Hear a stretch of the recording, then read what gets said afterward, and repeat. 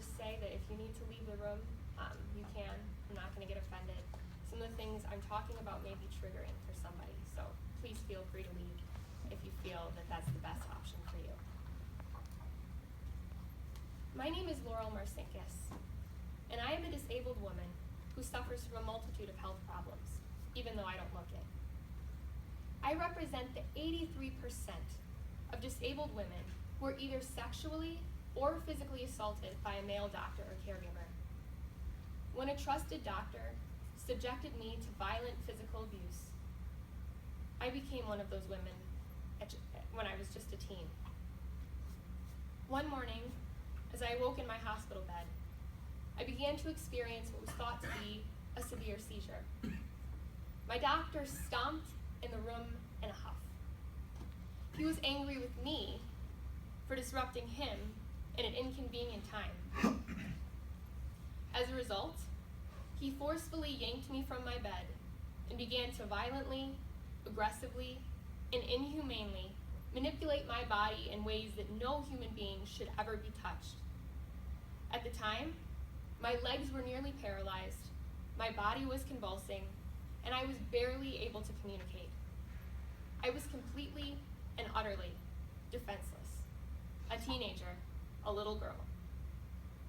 In a state like that, I should have been treated with care.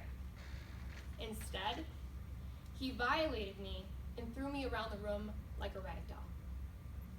The worst part was that there were at least 4 other nurses and physicians in the room when this occurred, and they said nothing.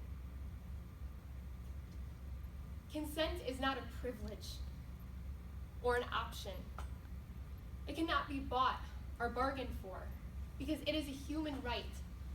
And for every single woman in this room, as women, we are entitled to demand it. A doctor doesn't own the rights to my body just because he paid the dues necessary to treat it. And his coworkers don't have the right to ignore his behavior because ignoring it is easy. Doing the right thing is never easy. Life isn't easy. The truth isn't easy. Justice isn't easy. But I'm still gonna fight for it because it's worth fighting for. John Wesley once said, "Catch on fire, and people will come for miles to see you burn." You know what I have to say to that? I say catch on fire, and people will come for miles to see you rise. Because if you are a true phoenix, then the fire is the fuel from which you fly. If anybody in this room is a survivor, don't be afraid to speak out. Because you are beautiful. You are more loved than you know. You are loved in this room whether you know it or not. You are worthy of justice.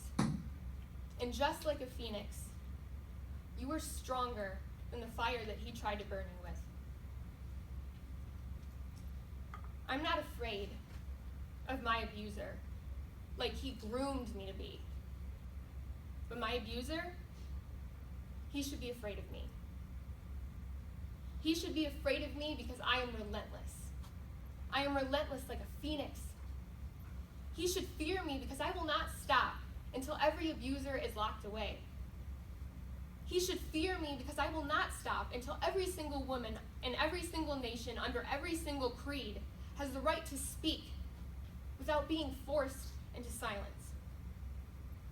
He should fear me because I will not stop until men accused of sexual assault are no longer running the government.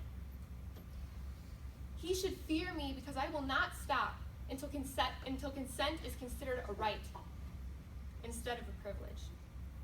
He should fear me because I will not stop until no means no. I will not stop until stop means stop, and I will not stop until woman means human.